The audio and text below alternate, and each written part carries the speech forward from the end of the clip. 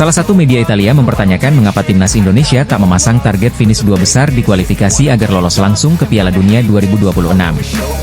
Pertanyaan media Italia itu mencuat ke permukaan setelah skuad Garuda meraih kemenangan sensasional atas Arab Saudi di putaran ketiga kualifikasi Piala Dunia 2026 zona Asia Grup C. Timnas Indonesia menggulung Arab Saudi dengan skor 2-0 di Stadion Utama Gelora Bung Karno, Jakarta pada 19 November 2024 lalu. Adalah Marcelino Ferdinand yang menjadi pahlawan kemenangan skuad Garuda atas Green Falcons dengan brace-nya pada menit ke-32 dan 57. Kemenangan atas Arab Saudi membuat timnas Indonesia naik ke peringkat ketiga klasemen sementara Grup C dengan koleksi 6 angka dari 6 laga. Nantinya, dua tim teratas akan lolos langsung ke Piala Dunia 2026, sedangkan tim peringkat ketiga dan keempat masih lanjut ke putaran keempat. Dalam 4 laga sisa, timnas Indonesia akan bertandang ke markas Australia pada 20 Maret 2025 dan menjamu Bahrain pada 25 Maret 2025. Kemudian setelah itu, skuad Garuda bakal menjamu Cina pada 5 Juni 2025 dan bertandang ke markas Jepang pada 10 Juni 2025. PSSI menargetkan timnas Indonesia minimal meraih 6 poin di 4 laga sisa putaran ketiga kualifikasi Piala Dunia 2026 zona Asia itu. Tambahan 6 poin nantinya bisa memuluskan asa tim besutan Shin Tae-yong finish di 4 besar demi melaju ke putaran keempat kualifikasi Piala Dunia 2026 zona Asia. Namun, target dari PSSI itu rupanya dipertanyakan oleh salah satu media Italia, yakni Sportellate. Dalam artikelnya, mereka bertanya mengapa Garuda tidak ditargetkan finish di posisi 2 besar. Padahal, menurut media Italia itu, jika timnas Indonesia finish di 2 besar kualifikasi ini akan langsung lolos otomatis ke Piala Dunia 2026 yang digelar di Amerika Serikat, Kanada dan Meksiko. Pertandingan Indonesia berikutnya adalah tandang Australia dan kandang Bahrain pada bulan Maret, kemudian kandang Cina dan tandang Jepang pada bulan Juni, tulis Sportellate dalam artikelnya. Memenangkan 4 hingga 6 poin dalam 2 pertandingan kandang itu mungkin cukup untuk mengamankan setidaknya peringkat keempat, yang berarti memperpanjang impian tersebut, imbuh media Italia itu. Meski secara realistis sulit untuk finish di 2 besar karena ada tim-tim elit Asia seperti Arab Saudi hingga Australia, media Italia itu justru tetap percaya terhadap kemampuan skuad Garuda. Namun, pada titik ini, mengapa tidak berharap untuk menjadi runner-up, dan segera mendapatkan tiket ke Amerika Serikat, tanya mereka. Meskipun beberapa tahun terakhir telah memberikan pelajaran bagi Indonesia, sebenarnya hal tersebut bukanlah menjadi upaya untuk menahan ambisi mereka, tandasnya. Pelatih timnas Indonesia Shin Tae-yong mengungkapkan hal yang paling krusial terkait peluang ke Piala Dunia 2026. Timnas Indonesia saat ini menduduki posisi ketiga klasemen sementara Grup C putaran ketiga kualifikasi Piala Dunia 2026 zona Asia. Raihan tersebut berkat torehan positif Indonesia yang sukses menang atas Arab Saudi dengan skor 2-0 pada matchday ke-6, 19 November lalu. Hal ini membuat peluang timnas Indonesia untuk melaju ke Piala Dunia 2026 cukup terbuka. Adalah tim peringkat pertama dan kedua di putaran ketiga kualifikasi akan lolos langsung ke Piala Dunia 2026. Sedangkan tim peringkat ketiga dan keempat kualifikasi akan lolos ke putaran keempat kualifikasi. Menurut Shin Tae-yong, peluang timnas Indonesia lolos langsung ke Piala Dunia 2024 masih terbuka. Ia pun menegaskan hal yang krusial adalah hasil yang didapat saat timnas Indonesia menghadapi Australia. Menurut Shin Tae-yong, jika tim Garuda bisa menang atas Australia di kandang lawan maka akan membuat pandangan terhadap Rizky Ridho dan kawan-kawan akan berubah. Pada bulan Maret tahun depan, pertandingan pertama setelah kompetisi kembali bergulir adalah melawan Australia di Australia, kata Shin Tae-yong Minggu, 1 Desember 2024. Semoga pertandingan melawan Australia berakhir dengan baik, tambah pelatih asal Korea Selatan itu. Shin Tae-yong menilai, timnas Indonesia memiliki peluang besar ke Piala Dunia 2026 jika bisa mengalahkan Australia. Apalagi, jika setelah meraih hasil positif tersebut, timnas Indonesia mampu tampil maksimal di 3 laga lainnya. Tentu pandangan untuk menempati posisi kedua klasemen dalam grup terbuka, karena posisi sekarang, ya ucapnya. Dengan begitu sangat memungkinkan untuk melaju ke Piala Dunia. Pikirkan baik-baik, tentu Anda bisa mencobanya, disambung ex-pembesut timnas Korea Selatan tersebut. Pandit sepak bola Vietnam, Quang Huy, memberi peringatan ke timnas Vietnam jelang hadapi timnas Indonesia di Piala ASEAN Mitsubishi Electric Championship 2024. Timnas Vietnam ketar-ketir lawan Timnas Indonesia, dia mengakui barisan pemain muda skuad Garuda tak bisa dianggap enteng. Meski laga itu masih cukup lama, Quang Huy sudah memperingati Timnas Vietnam akan bahaya Indonesia.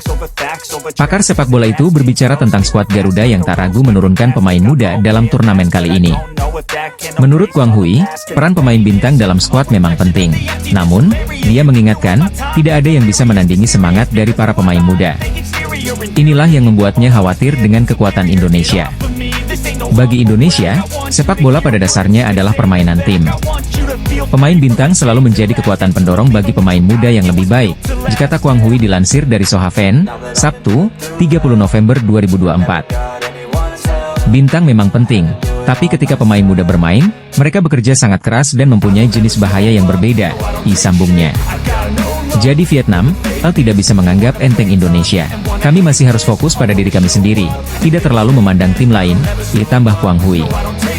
Diketahui Timnas Vietnam akan berada satu grup dengan Indonesia di ASEAN Mitsubishi Electric Championship 2024. Kedua tim itu akan tergabung dalam grup B bersama dengan Laos, Myanmar, dan Filipina. Pertemuan antara Timnas Vietnam versus Indonesia akan terjadi pada matchday grup ketiga. Laga tersebut akan digelar di Vietri Stadium, PH Uto, Vietnam pada 15 Desember 2024. Seperti kata Quang Huy, Timnas Indonesia memang akan menurunkan pemain dengan rataan usia 22 tahun. Pelatih Timnas Indonesia, Shin Tae-yong, telah memanggil 33 nama untuk mengikuti pemusatan latihan. Turnamen Piala AFF akan berlangsung dengan format kandang tandang pada 8 Desember 2024 hingga 5 Januari 2025. Baik Indonesia maupun Vietnam, mereka sudah melakoni TC untuk mempersiapkan diri menghadapi turnamen tersebut. Kabar terbaru bintang Timnas Indonesia Kevin Dix mencetak sejarah baru bagi Timnas Indonesia. Pemain keturunan Maluku ini bahkan membuat Timnas Indonesia disorot media Eropa berkat penampilan impresifnya dalam membela FC Copenhagen. Kevin Dix berhasil menjadi pahlawan kemenangan dalam laga Dynamo Minsk versus FC Copenhagen dalam UEFA Conference League, pada Kamis, 29 November 2024. Dini hari waktu Indonesia Barat bermain di Mehdi Husseizadeh Stadium, Kevin Dix berhasil membawa kemenangan untuk FC Copenhagen lewat tendangan penaltinya pada menit 55. Gol Kevin Dix inilah yang membuat FC Copenhagen unggul 2-1 atas Dynamo Minsk malam itu. Kevin Dix menjadi pemain Timnas Indonesia pertama yang mencetak gol di UEFA Conference League. Bahkan Kevin digadang-gadang bisa menjadi pemain Timnas Indonesia pertama yang berlaga di Bundesliga, sebuah liga sepak bola profesional teratas atau kompetisi utama sepak bola di Jerman. Penampilan Dix inilah yang membuat Timnas Indonesia menjadi sorotan media Jerman. Berkat penampilan cemerlang Kevin Dix, nama Indonesia berkali-kali disebut salah satu media ternama Jerman. Sky Sport dalam ulasannya berkali-kali menyebut jika Kevin Dix merupakan pemain Timnas Indonesia. Bisa jadi pemain Timnas Indonesia pertama yang main di Bundesliga. Apakah saya salah? Kevin Dix, kata salah satu jurnalis. Lebih lanjut jurnalis Sky Sport Jerman, Florian Plettenberg membacakan profil pemain Timnas Indonesia tersebut. Sebelumnya, Florian Plettenberg juga pernah menyebut dalam akun X pribadinya jika Kevin Dix masuk ke dalam daftar klub Borussia Mönchengladbach untuk bermain di Bundesliga di musim dingin nanti. Borussia Mönchengladbach ingin memperkuat skuad mereka dengan bek tengah baru di musim dingin. Satu nama dalam daftar mereka adalah Kevin Dix, itu turnya. Sementara itu Kevin Dix dalam wawancaranya bersama media lokal asal Denmark Bold, Deka menceritakan penampilannya dalam melawan Dynamo Minsk. Saya benar-benar senang dengan 3 poin tersebut. Saya berteriak keras dalam 10 menit terakhir, bahwa kita harus menunjukkan keberanian kita dan berjuang untuk 3 poin, kata Kevin Dix kepada Bold Deka. Tak cuma mewawancarai Kevin Dix, salah satu jurnalis Denmark, Raymond Nelausen bahkan memberikan pujian buat pemain keturunan Maluku tersebut di laman Bold Deka. Dix memainkan peran penting dalam pertandingan. Dialah yang mencetak gol kemenangan, karena dia kembali menjadi andalan bahkan dari titik penalti, ditulis Raymond Nelausen. Penampilan impresif Timnas Indonesia sepanjang kualifikasi Piala Dunia 2026 putaran ketiga mendapat pujian dari sejumlah pihak termasuk beberapa media dari kawasan ASEAN. Seperti diketahui, Timnas Indonesia yang menjalani debut di putaran ketiga kualifikasi Piala Dunia 2026, tampil memukau hingga matchday ke-6 pada bulan November ini. Total dari 6 pertandingan yang telah dijalani, skuad Garuda baru sekali 2 kekalahan dan catatkan 1 kemenangan serta 3 kali hasil imbang. Berada di grup C dan memiliki ranking FIFA paling rendah.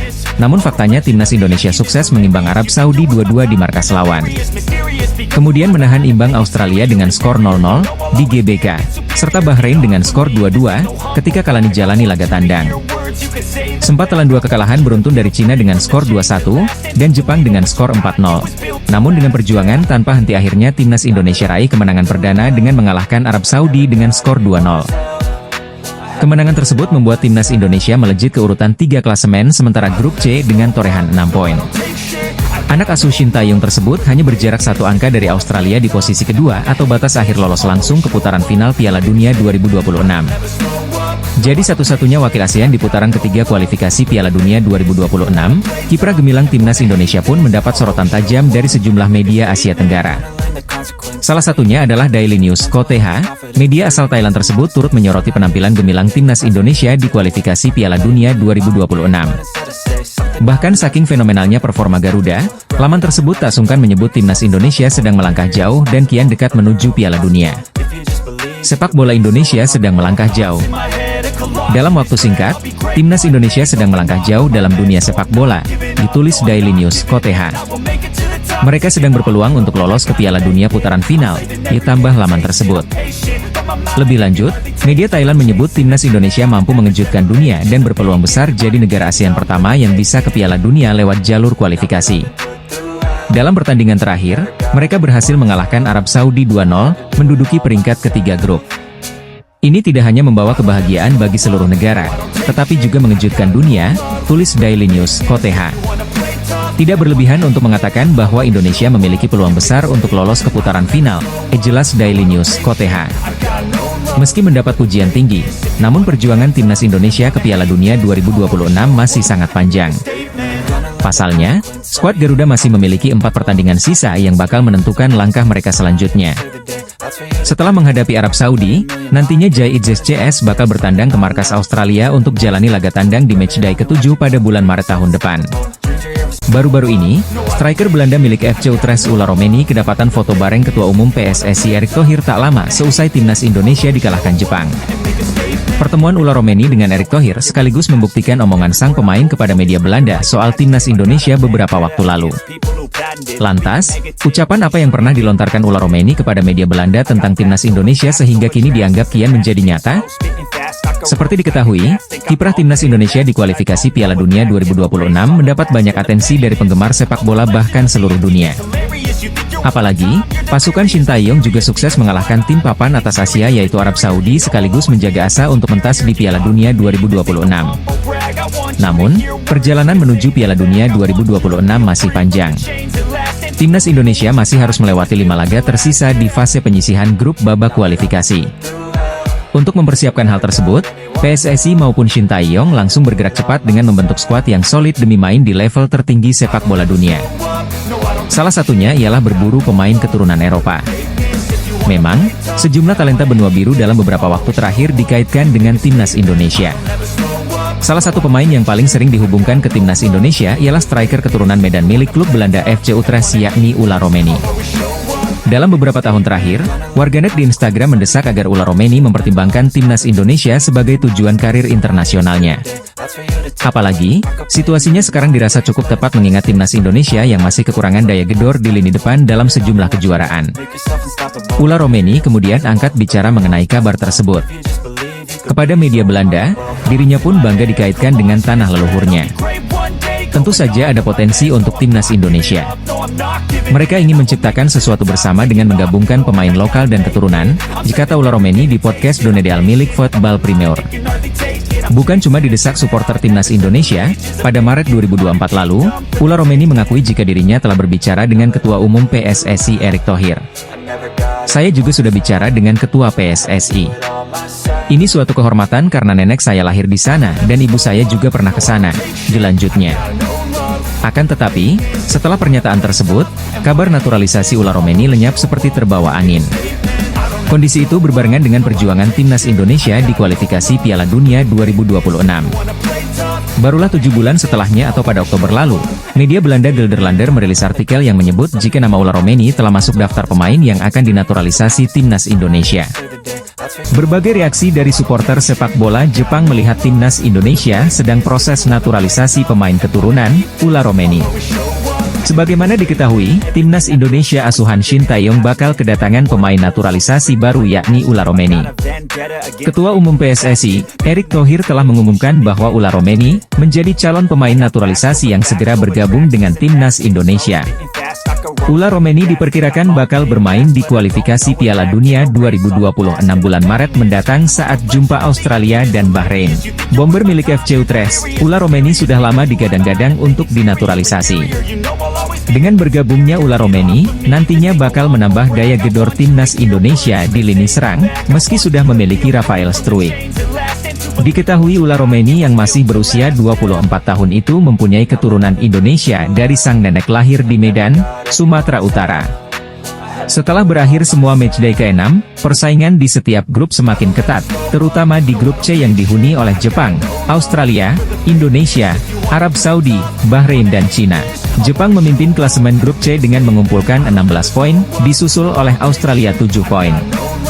Di peringkat ketiga ada Indonesia, Arab Saudi, Bahrain dan Cina yang sama-sama mengumpulkan 6 poin. Tim Samurai Biru hanya butuh 1 kemenangan lagi untuk lolos langsung ke Piala Dunia 2026. Sementara itu 5 tim lainnya akan berebut tempat kedua, yang mana juga akan lolos langsung ke Piala Dunia 2026.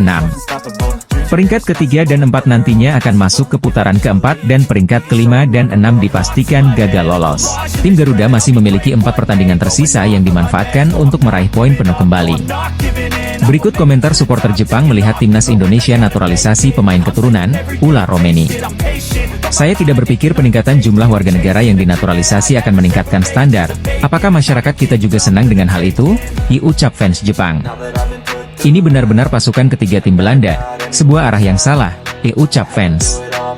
Sepertinya FIFA akan segera memperketat peraturannya, ucap fans. Dari segi arsitektur, ibarat membangun sesuatu yang mewah tanpa pondasi, komen supporter Jepang. Akan sangat bagus jika ini bisa memotivasi pemain lokal, tapi menurut saya ini akan sedikit merusak liga, ungkapnya. Saya rasa boleh saja jika ingin hasil yang instan, namun menurut saya itu kurang baik untuk sepak bola Indonesia, ujarnya. Banyak sekali mantan pemain tim nasional Belanda yang mengikuti turnamen utama, dan kasih dengan pemain-pemain lokal yang semula berada di timnas Indonesia, ucap fans. Media Belanda soroti naturalisasi yang gencar dilakukan PSSI demi memperkuat timnas Indonesia. Timnas Indonesia tengah berjuang mengincar tiket Piala Dunia 2026 dengan tergabung dalam neraka, yaitu grup C kualifikasi Piala Dunia 2026 zona Asia. Timnas Indonesia kini diperkuat banyak pemain keturunan hasil naturalisasi yang dilakukan oleh PSSI. Tak dapat dipungkiri dengan tambahan para pemain keturunan ini, perjuangan timnas Indonesia mulai menunjukkan hasilnya. Salah satunya dengan naiknya ranking timnas Indonesia di FIFA yang mencapai 130 besar dunia. Kini skuad Garuda tengah mengejar mimpi agar dapat bermain di kancah Piala Dunia 2026. Oleh karena itu, naturalisasi sangat dibutuhkan PSSI demi bisa memperkuat timnas Indonesia. Langkah naturalisasi ini pun banyak menarik perhatian publik, termasuk media Belanda, Radio NPO 5. Mengingat, timnas Indonesia banyak menaturalisasi pemain-pemain dari Belanda yang memiliki darah Indonesia. Beberapa waktu lalu, Radio NPO 5 mewawancarai Neal Petersen, seorang jurnalis Belanda yang juga memiliki darah Indonesia. Neal ditanya terkait bagaimana PSSI melakukan naturalisasi. Neal Petersen menjelaskan bahwa PSSI melakukan banyak naturalisasi di masa kepemimpinan Erick Thohir. Erick Thohir adalah orang yang sangat penting di Indonesia. Dia adalah tangan kanannya presiden, dan juga sekarang ketua PSSI. Jika Neal dikutip dari YouTube Yusa Nugraha, Kamis, 28 November 2024. Menurutnya, Indonesia harus banyak belajar untuk meningkatkan dunia sepak bola agar negara lain dapat melihat sepak bola Indonesia. Naturalisasi juga dilakukan oleh negara-negara lain, seperti Maroko, Belanda, dan Prancis. Oleh karena itu banyak pemain top yang tertarik untuk naturalisasi, sebut saja Kevin Dix dan Mes Hilgers. PSSI aktif mencari pemain keturunan Indonesia di luar negeri. Bahkan ada agensi yang bertugas untuk hal itu, yaitu mereka harus mencari. Sekarang juga ada agensi dari Belanda yang fokus bertugas untuk hal tersebut, ucap Petersen. Keberhasilan naturalisasi yang menaik minat banyak pemain adalah karena beberapa nama yang sudah bergabung dengan timnas membujuk pemain lain. Sekarang tidak hanya agen, bahkan pemain-pemain yang sudah join dengan timnas Indonesia mereka juga membujuk pemain-pemain lain yang belum join dengan timnas Indonesia, ungkap Neal. Seperti yang dilakukan oleh Kelvin Verdong kepada Mees Hilgers, atau Ragnar Oratmangoen yang juga membujuk Ular Romeni. Tapi tak semudah itu, ada proses yang panjang yang dilakukan. Kalau itu sudah selesai baru mereka bisa bergabung dengan timnas Indonesia, jika tanya. Media Vietnam sebut timnas Indonesia beruntung akhirnya bisa mendapatkan pemain ini. Padahal, awalnya timnas Indonesia hampir gagal mendapatkan pemain berkualitas ini karena terbentur aturan FIFA. Siapakah pemain timnas Indonesia yang dimaksud oleh media Vietnam tersebut? Sebagaimana diketahui, kini timnas Indonesia diperkuat oleh pemain-pemain yang memiliki pengalaman serta kualitas Eropa. Namun untuk mendapatkan para pemain naturalisasi timnas Indonesia tersebut perlu melewati tahapan yang cukup berat. Walau begitu, para pemain naturalisasi tetap bersedia untuk membela timnas Indonesia. Hal itu menunjukkan bahwa di dalam diri pemain naturalisasi benar-benar terdapat jiwa nasionalisme yang tak perlu diragukan lagi. Salah satu contoh kasus perjuangan dalam proses naturalisasi pemain timnas Indonesia adalah Martin Paes.